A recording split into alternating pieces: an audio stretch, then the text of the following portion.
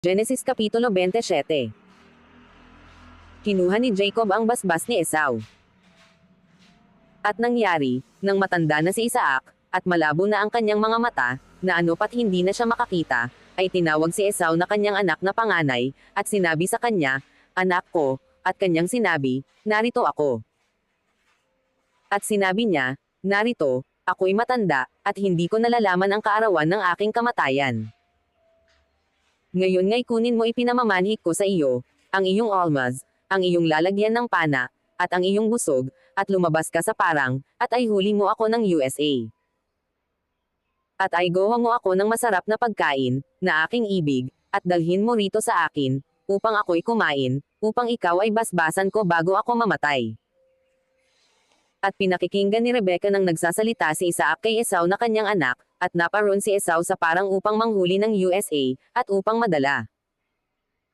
At isinaysay ni Rebecca kay Jacob na kanyang anak na sinasabi, "Narito, narinig ko ang iyong ama na nagsasalita kay Esau na iyong kapatid, na sinasabi, 'Dalhan mo ako ng USA, at ay gawa mo ako ng pagkaing masarap, upang ako'y kumain, at ikaw ay aking basbasan sa harap ng Panginoon, bago ako mamatay.' Ngayon nga, anak ko, sundin mo ang aking tinig, ayon sa iniutos ko sa iyo. Pamaroon ka ngayon sa kawan, at dalhin mo rito sa akin ang 2 mabuting anak ng kambing, at gagawin kong masarap na pagkain sa iyong ama, ayon sa kanyang ibig. At dadalhin mo sa iyong ama, upang kumain, ano pat ikaw ay kanyang basbasan bago siya mamatay." At sinabi ni Jacob kay Rebecca na kanyang ina, "Narito, si Esau na aking kapatid ay taong mabalahibo, at ako'y taong makinis. Marahil ay hihipuin ako ng aking ama, at aariin niya akong parang nagdaraya sa kanya, at ang aking mahihita ay sumpa at hindi basbas." At sinabi sa kanya ng kanyang ina, "Sa akin mapunta ang sumpa sa iyo, anak ko, sundin mo lamang ang aking tinig, at yumaon ka, na dalhin mo sa akin." At siya'y yumaon at dinala sa kanyang ina, at gumawa ang kanyang ina ng masarap na pagkain, na ibig ng kanyang ama.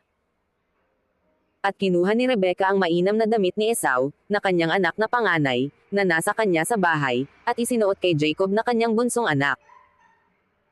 At ang mga balat ng mga anak ng kambing ay ibinalot sa kanyang mga kamay, at sa kinis ng kanyang leeg. At kanyang ibinigay ang pagkaing masarap, at ang tinapay na kanyang inihanda, sa kamay ni Jacob na kanyang anak. At siya'y lumapit sa kanyang ama, at nagsabi, "Ama ko," at sinabi niya, "Narito ako, sino ka, anak ko?" At sinabi ni Jacob sa kanyang ama, "Ako'y si Esau na iyong panganay, ginawa ko ang ayon sa sinabi mo sa akin, bumangon ka, ipinamamanhik ko sa iyo, maupo ka at kumain ka ng aking USA, upang basbasan ako ng iyong kaluluwa." At sinabi ni Isaac sa kanyang anak, "Ano't kay dali mong nakasumpong, anak ko?" At sinabi niya, "Sapagkat binigyan ako ng mabuting kapalaran ng Panginoon mong Diyos." At sinabi ni Isaac kay Jacob, "Lumapit ka rito, ipinamamanhik ko sa iyo upang hipiuin kita, anak ko, kung tunay na ikaw ang aking anak na si Esau o hindi."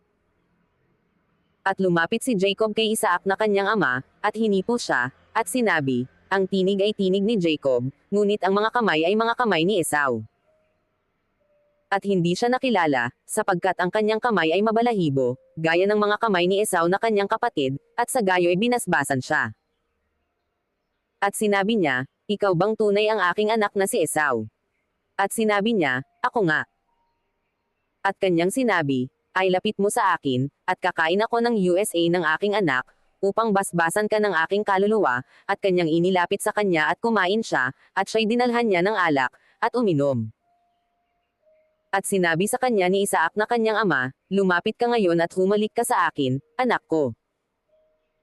At siya'y lumapit at humalik siya sa kanya, at naamoy ng ama ang amoy ng kanyang mga suot, at siya'y binasbasan, na sinabi, "Narito, ang amoy ng aking anak ay gaya ng amoy ng isang parang na pinagpala ng Panginoon.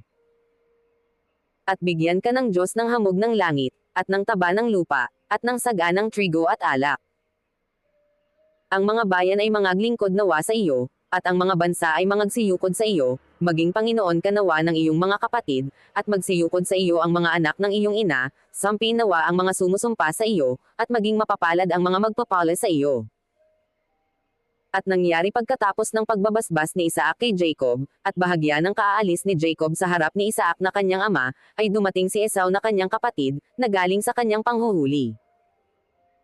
At siya may gumawa ng masarap na pagkain, at dinala niya sa kanyang ama, at sinabi niya sa kanyang ama, bumangon ang ama ko, at kumain ng USA ng kanyang anak, upang basbasan ako ng iyong kaluluwa. At sinabi ni Isaac na kanyang ama sa kanya, sino ka? At kanyang sinabi, ako ang iyong anak, ang iyong panganay na si Esau. At nangilabot na mainam si Isaac, at sinabi, sino nga yaong kumuha ng USA at dinala sa akin, at ako'y kumain ni yaon bago ka dumating, at aking binasbasan siya. Oo, at siya'y magiging mapalad. Nang marinig ni Esau ang mga salita ng kanyang ama ay humiyaw ng malakas at ng di ko asang kapanglawan, at sinabi sa kanyang ama, basbasan mo ako naman, o ama ko. At kanyang sinabi, naparito ang iyong kapatid sa pamamagitan ng daya, at kinuha ang basbas sa iyo. At kanyang sinabi, hindi ba matuwid ang pagkatawag sa kanyang Jacob? Sapagkat kanyang inagawan ako nitong makalawa, kanyang kinuha ang aking pagkapanganay, at, narito, ngayoy kinuha ang basbas sa akin, at kanyang sinabi, hindi mo ba ako ipinaglaan ng basbas? At sumagot si Isaac, at sinabi kay Esau, narito, inilagay ko siyang Panginoon mo, at sa kanya ibinigay kong lingkod ang lahat niyang mga kapatid, at sa trigo at sa bagong alak, ay kinandili ko siya, at sa iyo'y anong ang magagawa ko ngayon anak ko? At sinabi ni Esau sa kanyang ama, wala ka ba, kundi isa lamang basbas, ama ko. Basbasan mo ako naman, o ama ko, at humiyaw si Esau at umiyak. At sumagot si Isaac na kanyang ama, at sinabi sa kanya, narito, magiging sadya sa taba ng lupa ang iyong tahanan, at sa hamog ng langit mula sa itaas.